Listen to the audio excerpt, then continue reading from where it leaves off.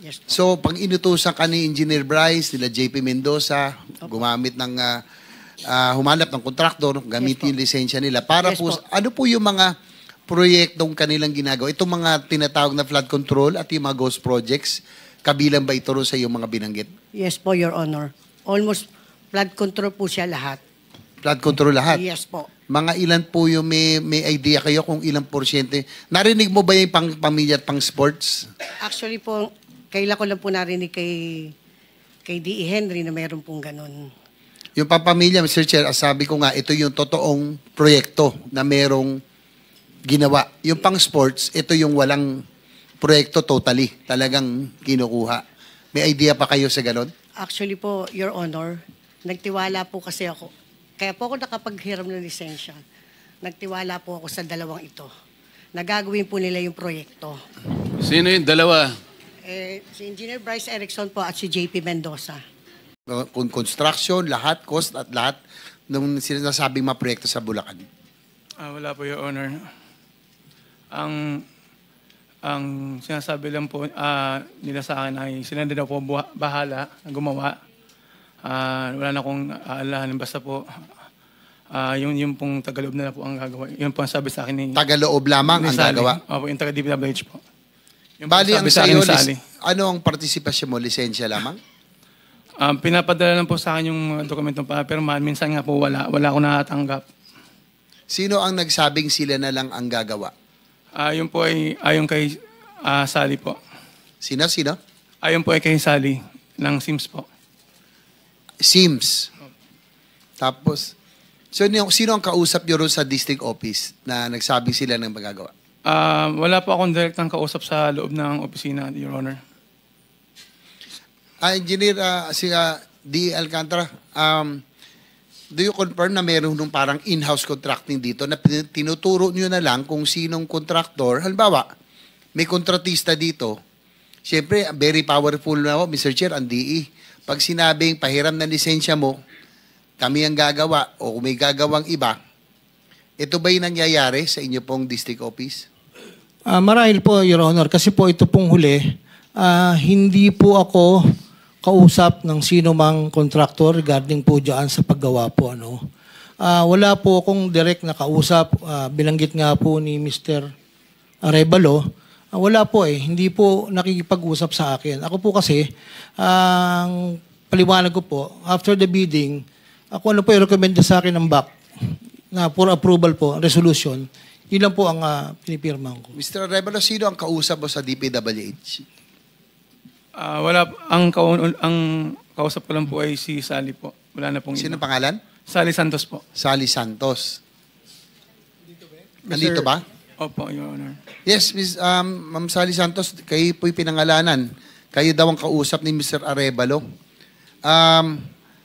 Siguro, Mr. Arevalo, bago ko tari si Miss Santos, bakit ka nagtiwala? Ano bang kapalit at ba't ka pumayag na gamitin ang lisensya mo, ikaw, para humarap bilang kontratista kahit na hindi ikaw ang gumawa? Sa takot po, Your Honor, na pag-initan po yung negosyo po namin kasi may mga kontrata din po kami, Your Honor. Kumbaga kahit na kung sinabi siyo kailangan na hiramin ang lisensya mo, susunod ka dahil baka mawalan ka baka hindi ka na mabigyan ng kontrata, parang ganon? Tama ba? Hindi na po, Your Honor.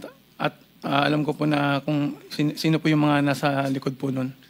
Ma'am Sally Santos, totoo ba na merong hong in-house contracting sa district office at kayo na lang po ang pumipili kung anong lisensya, kung sinong contractor ang inyong gagamitin bilang haharap on paper doon sa mga proyekto?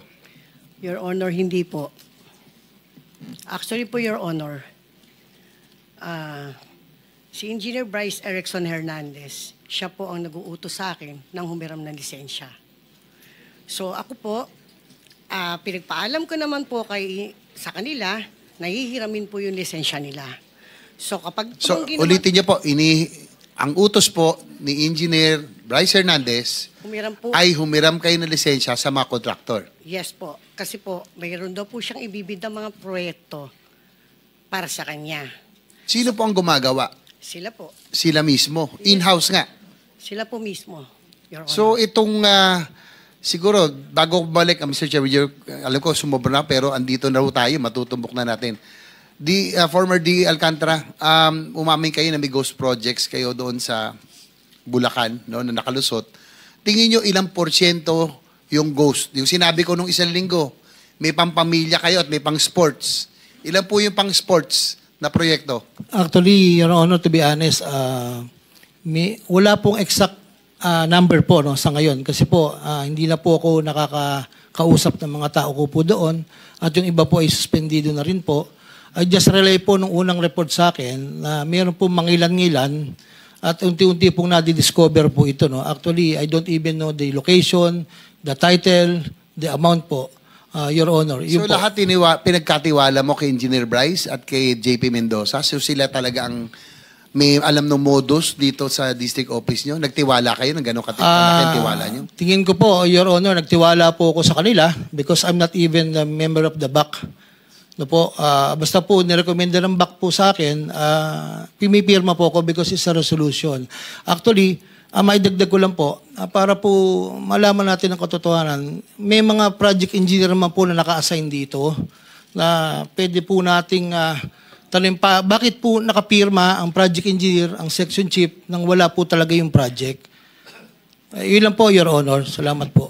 Ma'am Sally, magtuloy na rin po tayo. Yes po. So, pag inutusan ka ni Engineer Bryce, nila JP Mendoza, gumamit ng, humanap ng kontraktor, gamitin yung lisensya nila. Para Yes po, po. ano po yung mga proyektong kanilang ginagawa? Itong mga tinatawag na flood control at yung mga ghost projects, kabilang ba ito sa yung mga binanggit? Yes po, Your Honor. Almost flood control po siya lahat. Flood control lahat? Yes po. Mga ilan po yung may idea kayo kung ilang porsyente? Narinig mo ba yung pang pamilya at pang sports? Actually po, kailan ko lang po narinig kay D.E. Henry na mayroon pong ganun. Yung pampamilya, Mr. Chair, sabi ko nga, ito yung totoong proyekto na merong ginawa. Yung pang sports, ito yung walang proyekto totally. Talagang kinukuha. May idea pa kayo sa ganon? Actually po, Your Honor, nagtiwala po kasi ako. Kaya po ako nakapaghiram ng lisensya. Nagtiwala po ako sa dalawang ito. Nagagawin po nila yung proyekto. Sino yung dalawa? Si Engineer Bryce Erickson po at si JP Mendoza. So sila po talaga nagpapalakad. Yes po, Your Honor. Lahat Yung po modus yun. doon, Yes po, Your Honor. sila nagsasabi kung sino magiging kontraktor, Yes po, Your kung Honor. sino yung ihiraman ng lisensya. Yes po. So, maaring gawin yung proyekto o maaring walang proyekto. Yes po, Your Honor. Mga ilan kaya sa tingin nyo yung ghost o yung hindi talagang ginawang proyekto na talagang doble na. Meron ng may kita na sa pagiging kontraktor, doble kasi walang diniliver. Your Honor, kailan lang po lumabas po yung issue na yan? So, ang tagal na po yan. Since 2022, nagpapahiram na po sila ng lisensya sa akin. So, ako naman po, nagtiwala po dito sa dalawa na to, na humanap po ng lisensya na gagamitin po sa mga proyekto nila. Iisipin ko po ba na isa pong opisyal ng DPWH na nire-respeto ay gagawa po ng ghost project? With the indulgence of the gentleman from San Juan, Mr. Chair, bakit ikaw pong inuutusan? Ano ka, katulong? Ano ka, na manghiram ng lisensya? Actually- Bakit? actually- Kasosyo mo yung mga yan? Hindi po, Your Honor. Ano? Isa rin po akong contractor, Your Honor. Kaya nga, So, bakit bali po- ikaw? Bakit hindi pa sa dumiretso si Bryce at saka yung Opo. isa doon kay Wawaw? Ako daw po yung pwede niyo pong kausapin para manghiram. Nakikisuyo po sa akin. Siyempre po ako po, may takot din po ako. Kasi may mga, nandun po ako sa DPWH, yung pa-project po ako. Kung di naman din po ako susunod sa kanila, paano po ako? So what's Paano in po it for ihanap you? po ito? Kaya mo ginagawa yung sinusunod yung utos nila kasi natatakot ka, baka hindi ka na makakuha ng proyekto, ganun ba? Yes, Your Honor. Ito na, sige pa. Tapos ko na pa. Engineer Bryce, totoo ba na merong, nakanina banggit may Lamborghini Urus ka? Ang balita, meron ka rin Lamborghini SVJ. Minsan daw, Ferrari ang iyong pinampapasok sa inyong opisina. Parang hindi ka na tinatablan. Pumasok ka, naka-Ferrari at ewan ko lang kung totoo, i-confirm na lang ni D. Alcantara, Sinaway mo raw siya dahil pumasok siya minsan naka-Ferrari. Totoo ba? About the Ferrari po, hindi ko po siya nakita personally. May mga chismis lang po at sinabihan ko po siya na hindi po tayo dapat ganyan po sa ating pamumuhay. Yun lang po, Your Honor. I'll be honest. Engineer Bryce, totoo ba na meron ka Ferrari? Wala po, Your Honor. At yung sinasabi pong Ferrari, actually, nakita ko rin po yun sa opisina. Sobrang ganda nga po, pinicturan ko po yun eh. Kanino kaya yon? Upon checking kasi, alam ko na, rin po ako na baka matanong niyo po. Bukal po ng Bulacan ng may-ari, si Honorable Willie Villarica po. Hindi man. Anyway, nakikita kasi ba picture mo? Last na lang, Mr. Chair. Mahilig din kay Cirilo, no? Si DE, nakapatek Philip. Yes, Your Honor. Kayo po, may patek din kayo. Meron po, Your Honor. RM, meron kayo. RM. Your Honor, to be honest, Huwag nyo na ginagamit yung to be honest. hindi po. Meron nga, po ako pero hindi, lang po, yung copy lang po. Ha? Copy. Ano ba yung RM? Richard Mill po. Kala ko rin na magnanakaw eh. Ano? Miss Sally Santos, tinatanong ni Senator JB, merong pampamilya, merong pang-sports. Tama. Yung pampamilya, ito yung merong nagawa talaga sa project. Yes yung pang-sports, ito'y nawala. Yes po, Your Ngayon, Honor. yung sa pampamilya, kung ito ay in-house, sa mga tweet, Engineer Alcantara, Engineer Bryce, ang ginagamit nyo, tao ng gobyerno, equipment ng gobyerno. Di ba? Kayo ang nagko-construct eh. Wala kayong sariling kumpanya, kaya ang ginagamit nyong equipment, mga tao ng gobyerno. Hindi ba? Your Honor, if I may po. Gaya po ng Si Bryce muna, hindi ba? In-house eh. Wala naman kayo talagang construction company, wala naman kayong tao, wala naman kayong equipment. So tao ng gobyerno, equipment ng gobyerno ang ginagamit nyo. Tama.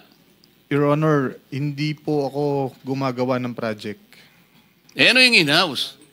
Kanina lang sinasabi... Kagaya po nung nasabi ko po, pag po si SYMS nagdala po ng pera kay DE po, sa akin lang po nilalagay dahil po nasa taas yung kwarto ko, wala pong pumupunta doon. Oh, hindi ba? May sasabihin ka? Gusto ko pong Your Honor, Pero yung sinasabi mo kaninang argumento mo, pirma ka lang ng pirma. Yes ang po. mga tao mo lang gumagawa. Yes po, Your Honor. Sinong maniniwala sa iyo na ganun? Ikaw ang district engineer. Ibig mo sabihin, hindi mo man lang naisip, saka dulo-dulo ng isip mo na dapat paminsan-minsan tinitingnan mo yung project? Your Honor, Pirma ka lang ng pirma? May mga actually Hindi, po. tinatanong kita, maniniwala ba kami na ang isang katulad mo na responsableng opisyal ng gobyerno, papirma-pirma ka lang? Hindi mo man lang tiningnan ni minsan? Sige nga, paano mo mapapaniwala na ang gawain ng isang responsable, kung talaga responsable kang district engineer, hanggang dun lang? Bakit kinuha ka pa ng DPWH kung ganun lang pala? Hanggang dun lang pala ang kaya mong gawin. Your Honor, every Monday po, tinatanong ko po ang section chief. Hindi nga tanong ang gagawin mo, titingnan mo rin para sa ganon ay matukoy mo kung talagang may nangyayari sa project. Ngayon ang katwiran mo eh. Ay pinamahala ko po sa lahat ng mga tao ko eh. Sino kaya? Sinong tao ang maniniwala sa ganong klaseng pangatwiran? Yung sagutin mo. Your Honor, yun po kasi yung protocol po ng mga sistema po. Yun ba yung protocol, Yusek Kati? Opo. Yun ba? Sorry, Your Honor, I am not involved in the operations. I guess the regional director. Tinatanong ko protocol, wala ba kayong guideline? Ang dami ninyo department order. Yun lamang quality control, yung QUA ninyo. Maliwanag na maliwanag. Yung QUA nandun sa inyong central office. Yun ay hindi makakawala sa responsibilidad. Titingnan nyo, susuyurin ninyo, hihimayin nyo yung project. Kaya tinatanong ko, yun ba yung protocol? Tapos sasagutin mo hindi ka kasali rito? Yun ba yung protocol? Yes, Your Honor. Yun ang protocol na hindi siya tumitingin? Kailangan, Sabi niya kanina, pinamahala niya sa mga tao niya, basta siya nandun lang, pirma ng pirma. Is that the protocol? Hindi po, Your Honor. Ha? Hindi po, Your Honor. O yun. Salamat. Mr. Chair? Meron kang itatanong. Meron na lang po tayo kasing halos isang oras, kaya maximize natin. Nandito si Yusek Kati kasi. Mr. Chair, just to continue yung